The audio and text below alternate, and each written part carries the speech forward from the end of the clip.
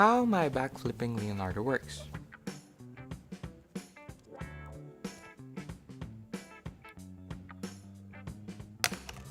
So we have two parts. Well, we actually have a lot of parts.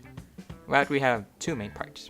We have the body parts and the doohickey parts. For the body parts, we have the head, the arms, the body, the shell, and the leg spring doohickey. And for the doohickey parts, we have the gearbox doohickey, the arm lock doohickey, and the leg spring doohickey. Now for the part that you came for, how it works. Let's focus on the functions of the doohickey parts. First, we have the arm lock doohickey. This doohickey locks Leonardo's arms in the optimum position for the backflip. If the arms are not in the optimum position, he might not flip as well as he would if they were in the optimum position. Yes.